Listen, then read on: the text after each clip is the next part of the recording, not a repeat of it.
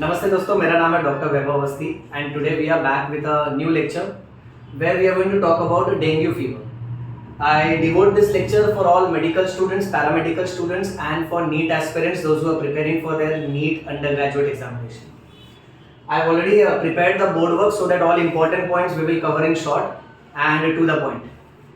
चलो शुरू करते हैं. बच्चों, पहली बात तो ये है कि डेंगू को ब्रेक बोन फीवर भी बोलते हैं. ब्रेक बोन फीवर इसलिए बोलते हैं क्योंकि डेंगू के पेशेंट को जब बुखार आता है तो उसे इतना ज्यादा बदन दर्द करता है कि पेशेंट कहता है कि वो डॉक्टर ऐसा दर्द हो रहा है कि मानो मेरी हड्डियां टूट रही हैं. So that is because of the body pain that the patient is having. Earliest dengue 1779 में डिस्कवर हुआ था, बट अभी 120 कंट्रीज में ये डेंगू फैला हुआ है और एक साल में अप्रोक्सीमेटली 390 मिलियन लोगों को डेंगू होता है. बट इनमें से 500,000 लोग हॉस्पिटल में एडमिट होते हैं और इन 390 मिलियन में से 40,000 लोगों की डेथ होती है. यानी डेंगू में डेथ होने की पॉसिबिलिटी यूजुअली लेस देन 2% है और अगर वो इंसान ट्रीटमेंट करवा रहा है या हॉस्पिटल में एडमिट है तो डेथ होने की पॉसिबिलिटी लेस देन 1% है. यानी अगर 100 लोगों को डेंगू का बुखार है तो उनमें से 2 लोगों की डेथ होने की पॉसिबिलिटी है. यानी इसका रिस्क कम है बट फिर भी सावधानी बहुत जरूरी है. नाउ बच्चों, इसमें आपको यह समझना है कि डेंगू होता है DENV की वजह से. इसका फुल फॉर्म है डेंगू फीवर वायरस. इस वायरस के अंदर RNA होता है, so it is RNA virus. इसके फैमिली को बोलना है फ्लैवीवायरिडेई और इसकी कैटेगरी को बोलना है फ्लैवीवायरस. डेंगू के वायरस को आर्ब्रो वायरस भी बोलते हैं क्योंकि ये यूजुअली इंसेक्ट की वजह से स्प्रेड होता है. So it is called as arthropod borne virus. Insects में सबसे common insect will be mosquito. So क्योंकि ये मच्छर के काटने से फैलता है इसलिए इसको आर्ब्रो वायरस भी बोलते हैं. ध्यान दीजिएगा कि डेंगू मच्छर के काटने की वजह से होता नहीं है. डेंगू मच्छर के काटने की वजह से फैलता है. होता है वायरस के वजह से बट फैलता है मच्छर की वजह से क्योंकि मच्छर के सलाइवा के अंदर डेंगू का वायरस होता है. नेक्स्ट, डेंगू वायरस के बच्चों टोटल 5 टाइप है. That is dengue virus 1, virus 2, virus 3, virus 4, virus 5. 5th virus हमने 2013 में डिस्कवर किया है. डेंगू वायरस के अंदर टोटल न्यूक्लियोटाइड्स 11,000 होते हैं.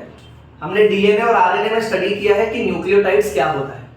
ये 11,000 न्यूक्लियोटाइड जब कोडिंग करते हैं, ट्रांसक्रिप्शन ट्रांसलेशन प्रोसेस करते हैं, तब ये 3 तरह के प्रोटीन्स बनाते हैं. C protein, PRM protein and E protein. But अगर ये वायरस किसी होस्ट यानी टारगेट इंसान के शरीर में घुस जाए तो ये 7 अलग अलग तरह के नॉन स्ट्रक्चरल प्रोटीन्स बनाता है, जिसे आपको बोलना है NS1, NS2A, NS2B, NS3, NS4A, NS4B and NS5. अब ये 7 प्रोटीन में से जब हम ब्लड टेस्ट करवाते हैं सो ये वाली ब्लड टेस्ट करवाई जाती है जिसे हम कहते हैं डेंगू NS1 ब्लड टेस्ट, जो मैं आपको लेक्चर के आगे धीरे धीरे समझा दूंगा.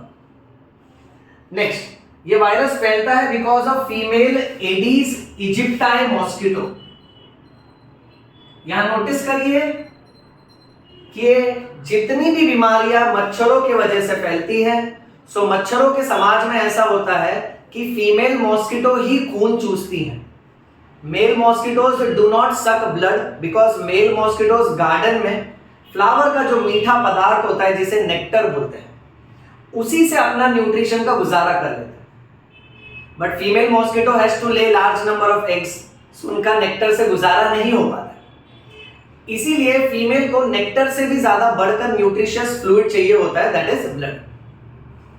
सो याद रखिए, अधिकतम बार आपको जो मच्छर काटता है वो काटता नहीं है, काटती है because it is female mosquitoes. So किसी भी बीमारी में मेल मॉस्किटोज बीमारी नहीं फैलाते हैं, मेल बेचारे सीधे साधे.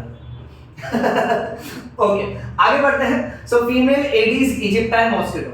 अब ये जो मॉस्किटो है ये यूजुअली सुबह के टाइम ही काटता है. अब इसीलिए यहां हमने मेंशन किया है कि मोस्टली अर्ली मॉर्निंग बाइट करता है, कभी कभार इवनिंग में बाइट करता है। हालांकि ऐसे कुछ फिक्स्ड नहीं है, बट ज्यादातर ये सुबह के टाइम ही बाइट करता है। एक और मैं आपको एक सिंपल सा एक्टिविटी दे देता हूं। आप लोग गूगल पे जाइए और ये टाइप करिए कि मलेरिया का जो मच्छर है, जिसे एनोफिलिस मॉस्किटो कहते हैं, और डेंगू का जो मच्छर है, जब वो दोनों मच्छर ग्राउंड पे बैठते हैं, तो कौन सा वाला मच्छर इस तरीके से बैठता है और कौन सा वाला मच्छर इस तरीके से बैठता है। समझो ये ग्राउंड है, तो एक मच्छर इस तरीके से बैठता है, यानी ग्राउंड को पैरेलल जा रहा है, और एक मच्छर ग्राउंड को ऐसे अक्यूट एंगल पे बैठता है। तो ये आप गूगल करिए और कमेंट सेक्शन में मुझे बता दीजिए, सो दैट मैं कनेक्टेड रहूंगा कि आपको ये लेक्चर कितना समझा है। Coming back to the point, जब भी मच्छर आपके हाथ पर बैठे तो आप ये मत देखते रहिए कि वो कैसे बैठा है, आप उसे उड़ा दीजिए या मार दीजिए, नहीं तो बीमारी हो जाएगी। बट यही मच्छर जब दोस्त के हाथ पे बैठे तो आप फुल एक्सपेरिमेंट करिए, क्योंकि दोस्ती किया है तो भुगतना पड़ेगा, निभाना पड़ेगा। सो आप ये ऑब्जर्व करिएगा, बहुत बढ़िया सा पॉइंट है। नेक्स्ट बच्चों, होता ऐसा है कि जब किसी पेशेंट को डेंगू हो गया है, सो 2 से 10 दिन के बीच में उसे बुखार आना शुरू हो जाता है। तो जब उसे बुखार आना शुरू हो गया, तब उसको अगर कोई मच्छर काटती है, सो उस मच्छर के शरीर में 8 से 10 दिन के बाद वो मच्छर के बॉडी में इंफेक्शन चालू हो जाता है, यानी वो मच्छर के अंदर डेंगू वायरस पूरी तरह से एक्टिवेट हो जाता है। अब एक बार डेंगू वायरस पूरी तरह से एक्टिवेट हो गया, तब हम बोलेंगे कि ये फीमेल मॉस्किटो अब इन्फेक्टेड है और इसके सलाइवरी ग्लैंड्स में भर भर के डेंगू है। तो अब ये एडीज इजिप्टाई मॉस्किटो अब ये मासूम नहीं रही। अब ये अगर जाके किसी को भी बाइट करेगी ना, तो उसे बाइट के साथ मिलेगा dengue free free free. Monsoon offer. So बारिश के महीने में हमको इसलिए मच्छरों से बचना चाहिए। यहां बच्चों एक सबसे जरूरी बात हमको ये समझना है कि मच्छर के शरीर में डेंगू वायरस का इंफेक्शन जिंदगी भर रहता है, बट मच्छर को खुद को नुकसान नहीं पहुंचता है, क्योंकि वायरसेस आर होस्ट स्पेसिफिक। उसको किसको अटैक करना है, किसको अटैक नहीं करना है, ये शिकार शिकारी का संबंध कुदरत ने बनाया है। आगे, अब ये वायरस इंफेक्टेड ब्लड प्रोडक्ट्स की वजह से भी फैल सकता है, ऑर्गन डोनेशन की वजह से भी फैल सकता है। इसलिए ऑर्गन डोनेशन, ब्लड डोनेशन के टाइम पे सबसे पहले इन पार्ट्स को चेक किया जाता है, स्क्रीन किया जाता है, और जब ये सेफ होते हैं तभी इनको ट्रांसप्लांट किया जाता है। नेक्स्ट, वर्टिकल ट्रांसमिशन भी होता है, यानी मदर के बॉडी से ये इंफेक्शन फीटस में भी आ सकता है। इसे ट्रांसप्लेसेंटल ट्रांसमिशन बोलते हैं, क्योंकि ये इंफेक्शन प्लेसेंटा के माध्यम से आता है। नेक्स्ट, सेक्सुअल कांटेक्ट की वजह से भी डेंगू स्प्रेड हुआ है, जो बहुत ही रेयर बात है, बट ये रिपोर्ट किया गया है। ये पॉइंट बहुत ही अनयूजुअल है, but it is being reported. ऐसा देखा गया है कि अगर हमें डेंगू के 5 वायरस में से कोई भी एक वायरस अगर आ जाता है, तो उस वायरस के प्रति जिंदगी भर हम इम्यून हो जाते हैं। जैसे अगर मेरे बॉडी में डेंगू वायरस 1 आ जाता है, तो अब मैं वायरस 1 के प्रति हमेशा के लिए इम्यून हो जाऊंगा, बट वायरस 2, वायरस 3, वायरस 4 और वायरस 5 इन सब के प्रति हमेशा के लिए नहीं, बट बाकी अदर्स के प्रति शॉर्ट टर्म इम्यूनिटी डेवलप होती है, केवल कुछ समय के लिए। सो अगली बार अगर मुझे वापस डेंगू होता है, यानी पॉसिबिलिटी ये है कि वो वाला वायरस छोड़ के कोई और वायरस ने मुझे वापस से बीमार किया है। इसे हम कहते हैं सेकेंडरी इंफेक्शन। और सेकेंडरी इंफेक्शन बहुत ज्यादा डेंजरस साबित होता है, जो हम स्टडी करेंगे। नेक्स्ट, अगर किसी को डायबिटीज या अस्थमा है, सो उसमें डेंगू के हालात बिगड़ने के चांसेस बहुत ज्यादा होते हैं। यानी डायबिटीज और अस्थमा के मामले में वो पेशेंट कॉम्प्लिकेशंस की तरफ जा सकता है। बाकी पेशेंट्स जिनमें और कोई पास्ट मेडिकल हिस्ट्री नहीं है, वो सब बहुत ही आराम से हॉस्पिटल में ट्रीटमेंट करके घर आ सकते हैं। इंक्यूबेशन पीरियड होता है 4 से 7 दिन का। इंक्यूबेशन पीरियड का मतलब होता है कि आज अगर मुझे मच्छर ने काटा तो मुझे तुरंत बुखार नहीं आएगा, 4 से 7 दिन के बाद मुझे बुखार आएगा। So the period between entry of micro organism and the development of symptoms. जैसे आज अगर आप कुछ बाहर से खा लेते हो, कुछ कंटैमिनेटेड, जैसे you never know which vada pav is a सड़ा पाव। तो आपने अगर आज कुछ खाया और 2 दिन बाद आपको उल्टी होने लगी, सो 2 दिन को इंक्यूबेशन पीरियड बोलेंगे, क्योंकि माइक्रो ऑर्गेनिज्म ने एंट्री आज की है और 2 दिन उसने आपके शरीर में पकड़ बनाने के लिए व्यतीत किया है, समय बिताया है, और उसके बाद उसने आपको लक्षण दिए हैं. So remember the period between entry of microorganism and development of symptoms is called as incubation period. Dengue के 80% लोगों में कोई लक्षण नहीं आता है, कोई कंप्लेन, कोई तकलीफ नहीं आती है. कुछ कुछ पेशेंट तो अपने आप ही ठीक हो जाते हैं बिना कोई दवाई लिए, सिर्फ रेस्ट करते हैं, आराम करते हैं और ठीक हो जाते हैं. 80% लोगों में कोई सिम्टम्स नहीं आते हैं, बट 5% लोगों में बहुत सीवियर सिम्टम्स आ सकते हैं. और जैसा कि मैंने आपसे कहा, लेस देन 2% लोगों की डेथ हो सकती है, और अगर वो ट्रीटमेंट करवा रहा है तो लेस देन 1% लोगों की डेथ होती है. नेक्स्ट, अब अगर किसी को डेंगू है तो तकलीफ क्या क्या होगी? उसे बुखार आएगा, उसे हेडेक होगा. थोड़ा शॉर्ट फॉर्म में लिखा है कुछ कुछ जगह पे बच्चों, आप लोग प्लीज एडजस्ट करिएगा ताकि मैं कम समय में आपको ज्यादा नॉलेज दे सकूं. इसे कहते हैं रेट्रो ऑर्बिटल हेडेक. पेशेंट को ऐसा महसूस होता है कि मेरे आईबॉल्स जो है, आईबॉल्स के पीछे की तरफ मुझे दुख रहा है और सिर दुख रहा है. सो ऐसा सिर दर्द जहां आंखों के पीछे की तरफ पेशेंट को ज्यादा सिर दर्द महसूस होता है, इसे कहते हैं retro orbital headache. Next, break bone वाले सिम्टम्स में मायालजिया और आर्थरालजिया. मायालजिया का मतलब होता है मसल पेन, आर्थरालजिया का मतलब होता है जॉइंट पेन. सो पेशेंट को मसल्स में भी बहुत दर्द होगा, जॉइंट्स में भी दर्द होगा. पेशेंट बोलेगा मेरे मांसपेशिया में बहुत ज्यादा दर्द है, जोड़ों में दर्द है, डॉक्टर साहब इतना दर्द है कि लग रहा है कि हड्डियां टूट चुकी हैं, इसलिए इसे बोलते हैं ब्रेक बोन फीवर. नेक्स्ट, बहुत ही कमाल की बात है कि डेंगू में रैश आ जाता है. तुरंत लेक्चर के बाद गूगल करना डेंगू रैश, फोटो देखना, रेड रेड कलर के स्पॉट्स बॉडी पे आने लगते हैं. इसकी स्पेशलिटी ऐसी है कि कुछ कुछ spots looks like island of white spots in the sea of red, यानी ऐसे लाल धब्बा आ जाएगा रेड, और बीच का जो स्पॉट है वो व्हाइट होगा. सो ऐसे बहुत सारे धब्बे आने लगते हैं शरीर पे और खुजली होने लगती है, इचिंग होने लगती है. सो ये डेंगू का मेन सिम्टम है. मलेरिया बुखार भी इसकी तरह है, उसमें भी सिर दर्द, बदन दर्द, बुखार, बट उसमें ठंडी ज्यादा लगती है, पेशेंट ज्यादा कांपने लगता है हीमोजोइन केमिकल की वजह से. बट डेंगू में पेशेंट को बदन दर्द हद से ज्यादा होगा, body pain which is out of proportion, which is very severe, which is pointing towards break bone quality. Next, dengue में जो भी लक्षण आते हैं, सिम्टम्स आते हैं, वो 3 स्टेजेस में आते हैं. शुरुआत में बुखार वाला स्टेज होता है, उसे फेब्राइल स्टेज बोलते हैं. फिर जैसे ही बुखार शांत हो जाता है, गड़बड़ वाले सिम्टम्स चालू हो जाते हैं, जैसे क्रिटिकल स्टेज बोलते हैं. और फिर जब दोनों स्टेज शांत हो जाते हैं तब उसे हम लोग रिकवरी स्टेज बोलते हैं. स्टेज 1, फेब्राइल में जब पेशेंट को बुखार आता है, सो fever will be 104 degree Fahrenheit और 40 डिग्री सेल्सियस.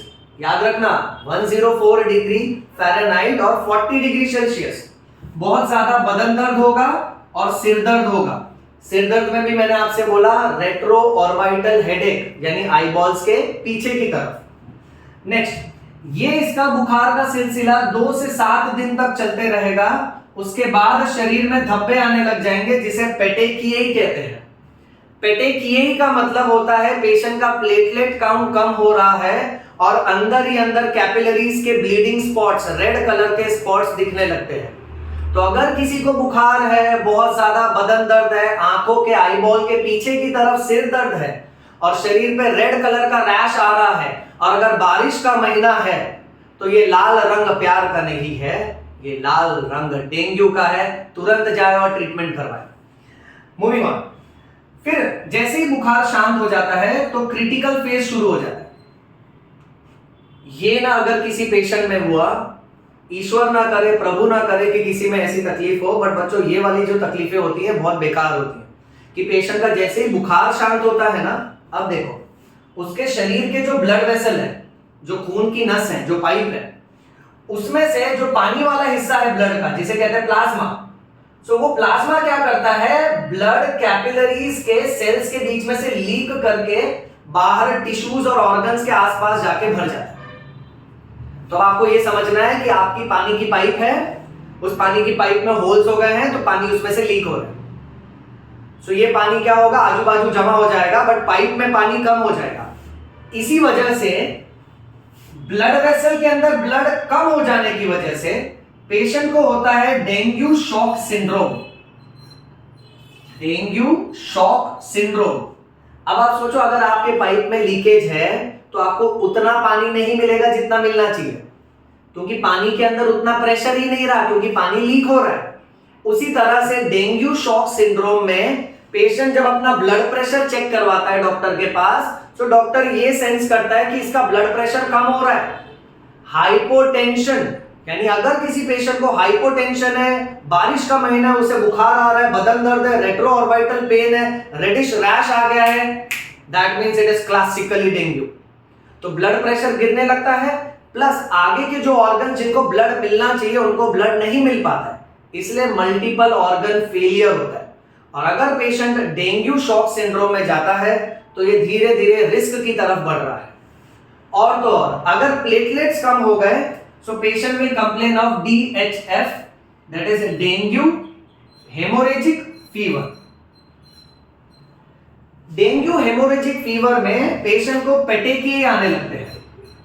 पेटेकिए का मतलब स्किन के ऊपर लाल धब्बे आते हैं, यानी स्किन के जस्ट नीचे की तरफ छोटा छोटा ब्लीडिंग हो रहा है।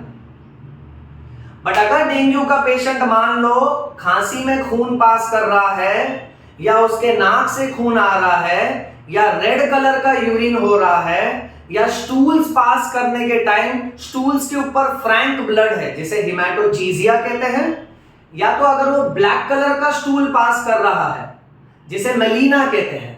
ओके, सो ऐसे मामले में आप समझ जाना उसका प्लेटलेट कम हो रहा है, पेशेंट अंदर ही अंदर बॉडी के ब्लीडिंग कर रहा है। ये इंटरनल ब्लीडिंग भी हो सकती है, एक्सटर्नल ब्लीडिंग भी हो सकती है। उस फेज को बोलना है dengue haemorrhagic fever. Moving on next. अब जब पेशेंट थर्ड स्टेज में जाता है, रिकवरी स्टेज में, तो जितना भी प्लाज्मा और फ्लूइड बाहर निकला है ये वापस से ब्लड वेसल के अंदर आ जाता है। इस फेज के दौरान पेशेंट को लाल लाल धब्बों के ऊपर थोड़ी बहुत इचिंग हो सकती है और उसे ब्रैडीकार्डिया होगा, यानी पेशेंट का जो पल्स रेट है वो 60 बीट्स पर मिनट से कम हो जाएगा, दैट इज ब्रैडीकार्डिया। नेक्स्ट, कुछ कुछ पेशेंट में कॉन्शियसनेस, होश में रहना, ये जो है ना ये चेंज हो जाता है, यानी पेशेंट डलनेस की तरफ बढ़ता है, स्लीपीनेस की तरफ बढ़ता है, सुस्त हो जाता है। कभी कभी तो कोई कोई पेशेंट इररिलेवेंट टॉक्स करने लगता है, पूछो कुछ जवाब कुछ और देता है, उसे कहते हैं ऑल्टर्ड कॉन्शियसनेस। और बहुत ज्यादा थकावट, हमने डेंगू के इतने पेशेंट देखे हैं, ट्रीट किए हैं, ऑब्जर्व किए हैं, हफ्तों तक, समझो आज डेंगू हुआ तो 3 से 4 हफ्तों तक पेशेंट को थकावट महसूस होती है। इसे हम लोग पोस्ट वायरल फटीग बोलते हैं, यानी डेंगू से तो निकल आया बट कमजोरी अभी भी है वायरस के इन्फेक्शन के बाद। ओके, अगर किसी प्रेग्नेंट औरत को डेंगू हो गया है तो उसे रिस्क है कि उसके बच्चे का वजन कम होगा, low birth weight, I repeat, low birth weight. Next, pre mature delivery, 9th month में डिलीवरी होने के बदले 8वें या 7वें महीने में ही डिलीवरी हो जाएगी। और तीसरा रिस्क है मिसकैरेज, प्रेगनेंसी समय से पहले ही टर्मिनेट हो जाएगी। ओके, सो प्रेगनेंसी के टाइम पे डेंगू ये 3 तरह के बुरे असर दे सकता है। नेक्स्ट, मैकेनिज्म, ये पार्ट प्योरली मेडिकल स्टूडेंट्स के लिए है। देखो इसको, when an infected female Aedes aegypti mosquito, I repeat, infected female Aedes aegypti mosquito, short form में लिखो। So जब ये फीमेल Aedes aegypti mosquito बाइट करती है तो डेंगू का वायरस हमारे स्किन के अंदर आ जाता है, क्योंकि ये वायरस पहले मच्छर के सलाइवा में होता है, फिर वहां से हमारे स्किन के अंदर आता है। अब जैसे हमारे स्किन में घुसपैठ कर दिया तो हमारे स्किन के अंदर एक पुलिस वाला होता है जिसका नाम है Langerhans cells. Islets of Langerhans आपने पैनक्रियाज में भी पढ़ा, वो अलग है। ये लैंगरहैंस सेल्स एक तरह का डेंड्राइटिक सेल है, एक तरह का WBC है, पुलिस वाला है जो हमारे स्किन के नीचे रहता है। अब ये पुलिस वाले के अंदर ये वायरस घुस गया, तो ये पुलिस वाला क्या करता है, नजदीक के पुलिस स्टेशन में जाता है, it moves towards the nearest lymph node. Bye the time ये वहां तक पहुंचता है, वायरस अपनी मल्टीपल कॉपीज बना लेता है, इसे रेप्लिकेशन बोलते हैं, डुप्लीकेशन बोलते हैं। So virus uses the rough endoplasmic reticulum and the Golgi body of these WBC. So जैसे ही मच्छर ने आपको काटा, वायरस आपके स्किन के अंदर आया, स्किन के अंदर लैंगरहैंस सेल्स है उसके अंदर घुस गया। अब उसके एंडोप्लाज्मिक रेटिकुलम को प्रोटीन बनाने की क्षमता है, सो वायरस उसके एंडोप्लाज्मिक रेटिकुलम का इस्तेमाल करते हुए अपना खुद का प्रोटीन बना लेता है। अब बचा कुचा जो मटेरियल है उसका पैकेजिंग वो गोल्गी अपैरेटस में करवा लेता है, क्योंकि रफ एंडोप्लाज्मिक रेटिकुलम पे राइबोसोम्स होते हैं, they are called as protein factories of the cell, and Golgi apparatus is called as packing and forwarding department of the cell. So अब क्या है ना कि बाय द टाइम ये पुलिस वाला लिम्फ नोड तक पहुंचता है, वायरस की मल्टीपल कॉपीज बन चुकी है।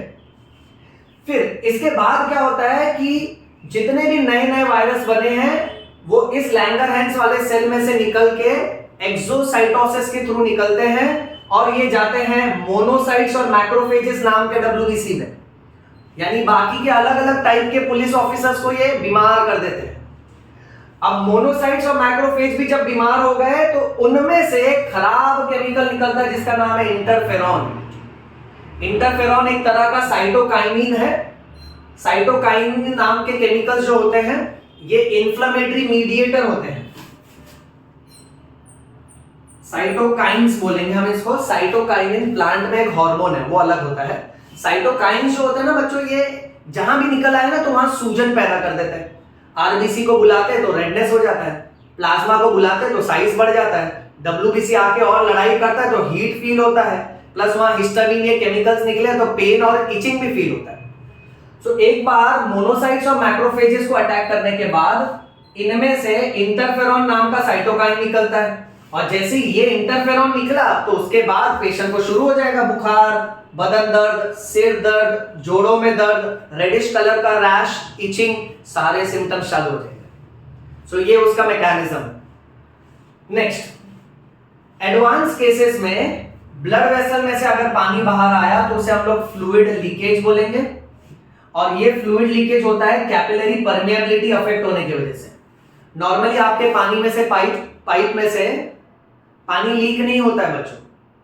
सो नॉर्मल पाइप में से पानी लीक नहीं होगा, बट अगर उसमें होल्स हैं तो पानी लीक होने लगेगा। अब पानी अगर लीक होने लगा तो ये पानी शरीर में जमा होने लगता है। अगर ये लंग्स में जमा हो गया तो हम लोग इसे प्लूरल एफ्यूजन बोलते हैं, जहां ये प्लूरल कैविटी में भर जाता है। और अगर ये पेरिटोनियम में, पेट की कैविटी में भरने लगा तो इसे एसाइटिस बोलते हैं। अब लंग्स के प्लूरल कैविटी में अगर भरने लगेगा तो पेशेंट को सांस लेने में तकलीफ होगी। एसाइटिस में पेशेंट का पेट फूलते जाएगा, अगेन उसको सांस लेने में तकलीफ होगी और पेट में उसको टाइटनेस फील होगा। इसके साथ साथ ये पाइप में से अगर पानी लीक हुआ तो प्लूरल एफ्यूजन और एसाइटिस हो जाएगा, प्लस पाइप के अंदर प्रेशर कम हो जाएगा, तो ब्लड प्रेशर कम तो ब्रेन तक उतना ब्लड नहीं पहुंच पाएगा, तो ऑल्टर्ड कॉन्शियसनेस होगा। और तो और जिस ऑर्गन को पानी जा रहा था, यानी जिस फ्लैट को वो पाइप पानी सप्लाई कर रहा है, उसे अब कम पानी मिलेगा। तो उसी तरह से ये ब्लड वेसल, मान लो लीवर को ब्लड दे रही थी तो लीवर फेलियर, किडनी को दे रही थी तो किडनी फेलियर, क्योंकि सबको अभी कम ब्लड मिलेगा because of capillary permeability being affected. ये लीकेज की वजह से ही मेन प्रॉब्लम होता है, तब जाके हम लोग इसको डेंगू शॉक सिंड्रोम बोलते हैं, और अगर अंदर ही अंदर ब्लीडिंग हुआ तो उसे डेंगू हेमोरेजिक फीवर बोलते हैं। नेक्स्ट, और तो और ये वायरस घुस जाता है बोन मैरो के अंदर, वहां पे कुछ स्ट्रोमल सेल्स होते हैं, उनको तोड़ने लगता है तो नए प्लेटलेट्स के सेल्स बन भी नहीं पाते हैं और एग्जिस्टिंग प्लेटलेट्स के सेल्स टूटने लगते हैं, इसलिए पेशेंट का प्लेटलेट काउंट कम होने लगता है। एक विशेष सूचना, नॉर्मल हमारा प्लेटलेट काउंट 1.5 लाख से लेके 3.5 लाख के बीच में होना चाहिए। अगर हमारा प्लेटलेट काउंट 1.5 लाख से कम होता है तो ये यूजुअली देखा जाता है in cases of malaria, in cases of dengue and other viral infection. Dengue में जब प्लेटलेट्स कम होने लगता है तो पेशेंट को खतरा है कि शरीर के किसी भी हिस्से से खून आ सकता है। Now in that particular case we have to remember that कि हमको पेशेंट को ज्यादा से ज्यादा कीवी खिलाना चाहिए, ड्रैगन फ्रूट खिलाना चाहिए, पपैया के लीफ का जूस पिलाना चाहिए, और तो और एक टैबलेट आती है which is called as a tablet Caripill, which I have studied in different books कि ये पपैया से ही बनती है, तो इसकी वजह से प्लेटलेट प्रोडक्शन बूस्ट होता है।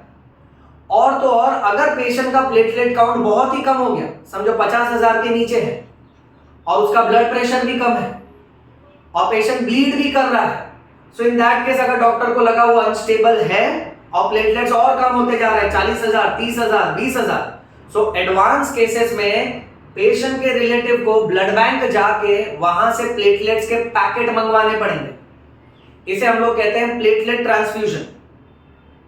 प्लेटलेट ट्रांसफ्यूजन में पूरा ब्लड चढ़ाने की जरूरत नहीं, ब्लड में से सिर्फ प्लेटलेट वाला हिस्सा। जैसे अगर आपकी गाड़ी का सिर्फ टायर खराब हो गया है तो आप नई गाड़ी नहीं लोगे, आप केवल टायर बदली करोगे।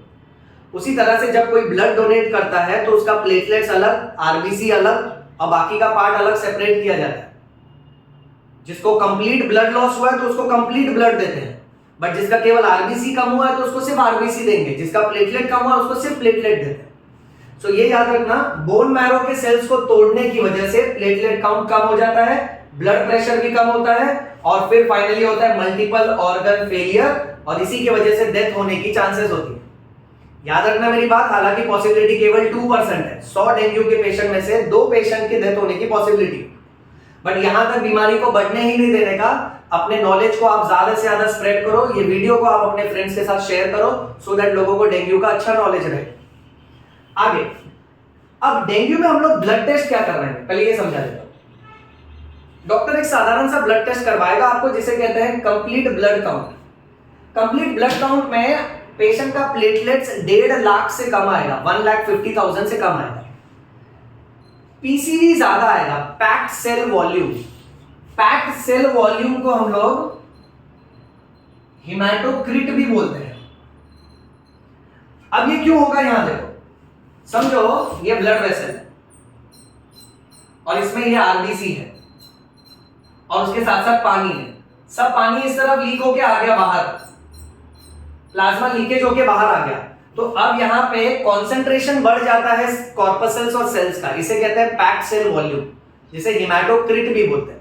सो हिमेटोक्रिट की वैल्यू बढ़ जाएगी। एसजीपीटी ये एक लीवर का एंजाइम है, लीवर का जो एंजाइम है वो भी बढ़ने लगता है। अभी आपका एक्स्ट्रा होमवर्क है, आप एसजीपीटी का फुल फॉर्म आप कमेंट सेक्शन में पोस्ट करिए, ओके, इसका फुल फॉर्म आपको आसानी से गूगल पे मिल जाएगा। नेक्स्ट, अल्ब्यूमिन नाम का प्रोटीन कम होने लगता है, तो ब्लड में हम लोग ये पिक्चर देखते हैं, प्लेटलेट कम, पैक्ड सेल वॉल्यूम बढ़ जाएगा, एसजीपीटी लीवर का जो एंजाइम है वो बढ़ जाएगा और अल्ब्यूमिन नाम का प्रोटीन कम हो जाएगा। अगर पेशेंट का हम लोग अल्ट्रासोनोग्राफी कराते हैं तो उसके चेस्ट एरिया में पानी भरा हुआ नजर आएगा जिसे प्लूरल एफ्यूजन कहते हैं, पेट के पेरिटोनियम में पानी भरा होगा जिसे हम लोग एसाइटिस कहते हैं। डेंगू शॉक सिंड्रोम में पेशेंट का pulse pressure will be less than equal to 20 millimetres of mercury.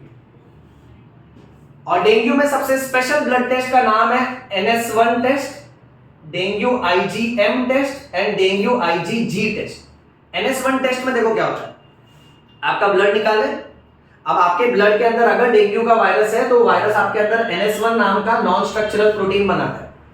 So under microscope वो प्रोटीन को ढूंढते हैं डॉक्टर, बोलते हैं अरे ये प्रोटीन तो डेंगू वायरस बनाता है, फिर वो रिपोर्ट में लिख देते हैं पॉजिटिव, तब जाके पता चलता है डेंगू NS1 पॉजिटिव यानी पेशेंट को डेंगू है। डेंगू IgG और IgM जो है ना, ये तो एंटीबॉडीज है, इम्यूनोग्लोबुलिन। सो जब डेंगू वायरस आया तो उसको मारने के लिए स्पेशल IgG और IgM आए। अब जब आपका ब्लड निकाला गया तो आपके ब्लड में ये IgG IgM देखे जाते हैं, तो वो जब देखे जाते हैं तब भी इससे भी कंफर्म हो जाता है कि आपको डेंगू है। सो नॉर्मली आपका फैमिली डॉक्टर डेंगू के मामले में 3 ब्लड टेस्ट करवा सकता है, या तो NS1 या तो फिर IgM या तो IgG। बट NS1 पहले से लेके 7वें दिन के बीच में पॉजिटिव आता है।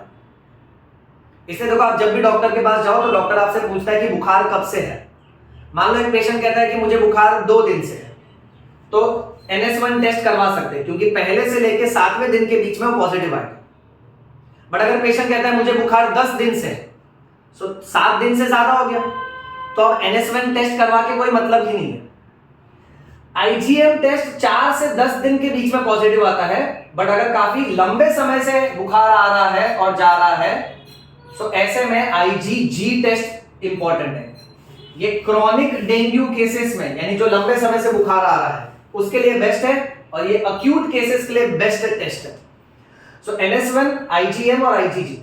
बट समझो अगर हम लोग कहीं ऐसी जगह फंस गए, गांव साइड है जहां पे ये लेबोरेटरी नहीं है, तब डॉक्टर्स करते हैं टॉर्निक्वेट टेस्ट।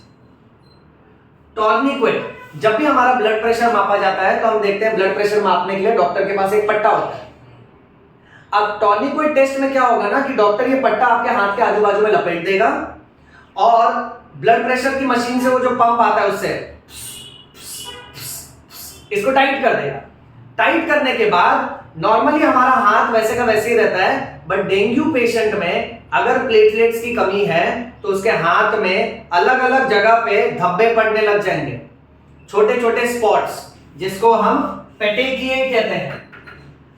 अगर 1 सेंटीमीटर स्क्वायर के एरिया में 1.5 से लेके 3 धब्बे हैं, यानी पेशेंट को डेंगू है। या तो फिर अगर 1 इंच स्क्वायर के एरिया में, स्क्वायर इंच के एरिया में अगर 10 से 20 धब्बे हैं, यानी पेशेंट को डेंगू है।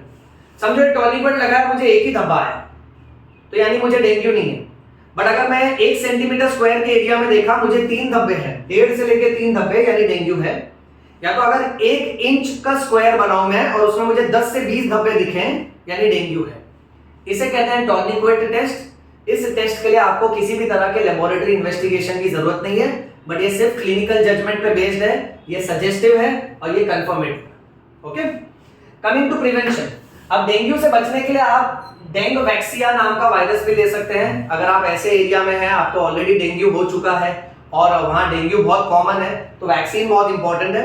अदर देन दैट आप मच्छरों से बचो, सो आप फुल स्लीव्स का इस्तेमाल करो, आप फुल स्लीव्स पहनो, आप शरीर को ढक के रखो, फैन का स्पीड आप फास्ट रखिए, अपने आसपास के परिसर को आप साफ रखिए, सूखा रखिए। अगर आपके घर में बकेट्स हैं, बाल्टी हैं, तो उसको ढक के रखिए, उसमें पानी जमा नहीं रहना चाहिए, और अगर पानी जमा है तो वो खुला नहीं रहना चाहिए।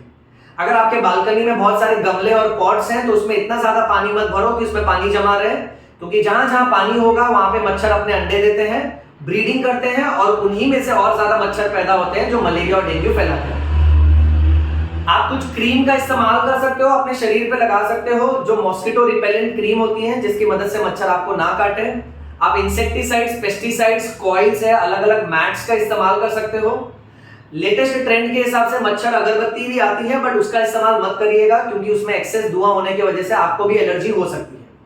सो सेफ मेजर्स यूज करिए, क्लीनिनेस रखिए आस पड़ोस में, मच्छरों से बचिए, क्योंकि मच्छर ही डेंगू फैलाता है। सॉरी, फैलाता नहीं है, फैलाती है। ओके, नेक्स्ट एक और आपका होमवर्क है बच्चों, एंटी डेंगू डे पूरे विश्व में, इंटरनेशनल एंटी डेंगू डे कब है, ये आप मुझे कमेंट सेक्शन में पोस्ट करके बताइएगा। ये एक्स्ट्रा इंफॉर्मेशन बड़ा ही इंटरेस्टिंग सा है। मैं आपको हिंट दे दूं, ये मॉनसून सीजन के टाइम ही आता है, बारिश के टाइम ही आता है। अच्छा, नेक्स्ट ट्रीटमेंट। अगर किसी को डेंगू है और अगर वो पेशेंट स्टेबल है, उसका पल्स नॉर्मल है, ब्लड प्रेशर नॉर्मल है, खा पी रहा है, उल्टी नहीं हो रही है, ओके, और कॉन्शियसनेस अच्छा है, सब कुछ सही है, ओके, केवल छोटी मोटी तकलीफ हो रही है, बुखार वगैरह आ रहा है, तो डॉक्टर उसे पैरासीटामोल देगा, जिसे एसिड अमाइनोफेन टैबलेट्स बोलते हैं। ओके, इंडिया में सबसे कॉमन ब्रांड चलता है टैबलेट डोलो, अच्छा सा नाम है, खाओ, ठीक हो जाओ और डोलो, डोलते रहो। सो पैरासीटामोल सबसे प्यारा है।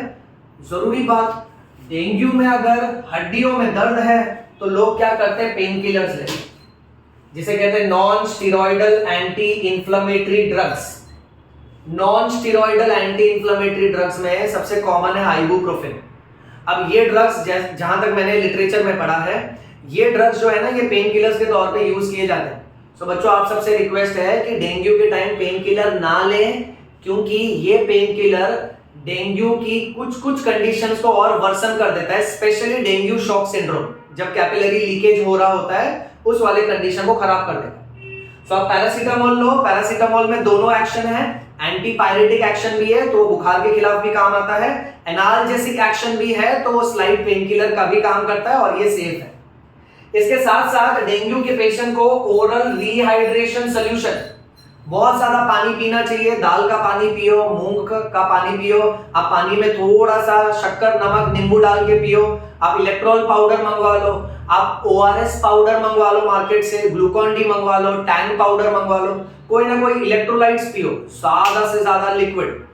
Fluid is the best treatment, क्योंकि कैपिलरी लीकेज होने की वजह से ब्लड प्रेशर कम होता है डेंगू में।